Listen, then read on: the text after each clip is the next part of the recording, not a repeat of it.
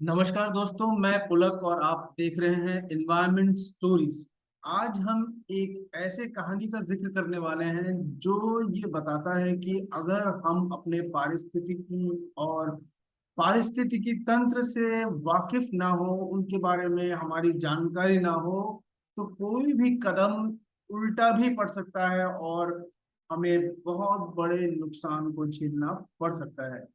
जी हाँ, ये कहानी है एक बीवर की। बीवर एक एनिमल है, एक जानवर है जो चूहे के फैमिली से बिलोंग करती है। दिखने में भी चूहे जैसा होता है, उसका साइज थोड़ा बड़ा होता है, खरगोश जितना उसका साइज होता है, जो नॉर्म साधारणतः अमेरिका, कनाडा, यूरोप इन देशों में पाया जाता है। बीवर दो कारणों से बहुत मशहूर है। पहला कारण जो है वो उसके शरीर के खाल, शरीर के बाल, फर जिसको कहते हैं, उसके कारण। एक समय था जब अमेरिका, कनाडा और यूरोप में इसका बहुत बड़े पैमाने पर शिकार हुआ, फर के कारण से, फर के लिए, फर इंडस्ट्री के लिए। और इसके पॉपुलेशन में एक बहुत बड़ी गिरावट नजर आई। दूसरा जो मेन कारण है जिसकी वजह से बीवर जाने जाते हैं, वो है इनका व्यवहार। जी हाँ, बीवर को इकोलॉजिकल इंजीनियर्स भी कहते हैं, क्योंकि बीवर को रहने के लिए अपने आसपास के इकोलॉजी, अपने आसपास के एनवायरनमेंट को बदलने की जरूरत पड़ती है। जी हाँ, आप लोगों में से कई लोगों ने बीवर डैम्स के बारे में सुना होगा। बीवर की एक खास आदत होती है चूहों की तरह, क्योंकि उनके दांत निरंतर बढ़ते रहते हैं। और क्योंकि वो खाने के लिए भी पेड़ों पर निर्भर करते हैं, पेड़ों के बाग्स पर निर्भर करते हैं, वो बड़े बड़े पेड़ों के तनों को चबा के उनको काट सकते हैं। आपको देखने में लगेगा कि किसी इंसान ने उस पेड़ को काट के गिराया है, लेकिन वो एक रात में एक बहुत बड़े पेड़ को, बहुत पुराने पेड़ को काट के गिरा सकते हैं। और साधारणतः वो पानी में रहते हैं, और इन पेड़ों को काट काट कर वो एक डैम जैसा बना देते हैं। ये पेड़ काट के ऐसे जगह पे काटे जाते हैं जो जाके एक जगह पे जमा होता रहे, और जमा होते होते वो एक डैम का शक्ल ले ले। इन डैम्स को बीवर डैम्स भी कहा जाता है। इन डैम्स के बारे में काफी सारी स्टडीज हुई हैं। इन डैम्स के बहुत सिग्निफिकेंट रोल है, इकोलॉजिकल रोल्स हैं। ये डैम्स इकोलॉजी पे भी काफी असर डालते हैं। अभी एक रिसेंट स्टडी ने ये पाया कि जहां जहां पर ये बीवर डैम्स अमेरिका में है, स्टडी वाले एरिया में, वहां पे जो जल स्तर था, वहां पे जल स्तर काफी बढ़ गया है। और जो मिट्टी में मॉइस्चर है वो भी काफी हाई है। तो इसका इकोलॉजिकल रोल है।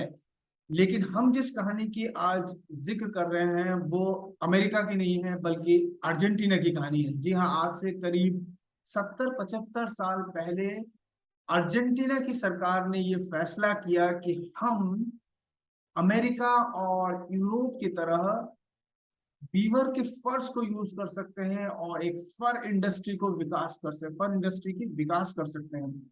इस मुहिम के तहत वह कनाडा से करीब 2 दर्जन बीवर को लेकर आए अर्जेंटीना, और उन्होंने पालना पोसना शुरू किया।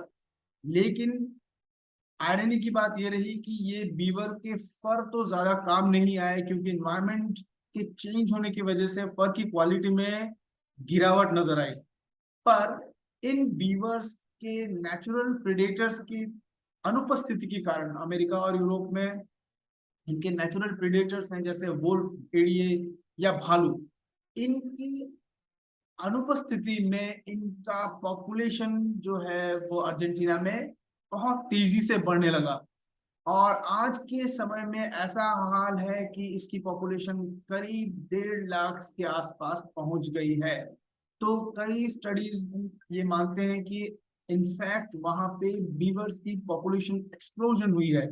और इसका नतीजा नतीजा जैसे कि हम सभी समझ सकते हैं, इन्होंने वहां के पेड़ों को इतना ज्यादा नुकसान पहुंचाया है, जंगलों को इतना ज्यादा नुकसान पहुंचाया है कि वो अब देश की इकोनॉमी को अफेक्ट करने लगे हैं। जहां जहां उनकी पॉपुलेशन बढ़ी है, वहां वहां उन्होंने जंगलों को साफ कर दिया है अपने डैम बनाने के व्यवहार के चलते।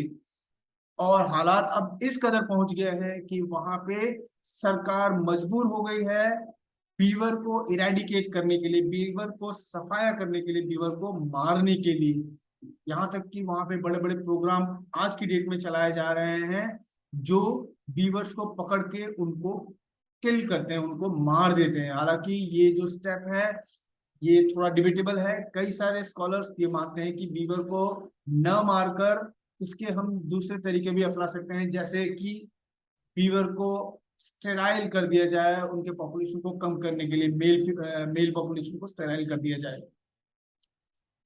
वहां पे आयरनिकली अभी भी ऐसे भी जगह है जहाँ पे बीवर टूरिज्म भी चलता है।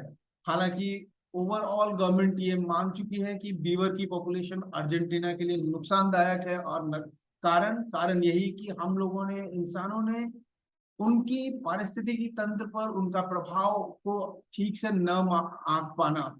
अर्जेंटीना की सरकार का जो ये फैसला था कि दूसरे कॉन्टिनेंट से एक जानवर को लेकर आए और उसकी पॉपुलेशन से वहां पे उसको बढ़ाने की कोशिश करे, ये नतीजा गलत साबित हुआ। इकोलॉजिकली ये जो है फैसला वो गलत साबित हुआ। तो यही थी आज की स्टोरी। आशा करता हूँ आप लोगों को अच्छी लगी होगी। एक नई स्टोरी के साथ आपसे फिर मुलाकात होगी। धन्यवाद।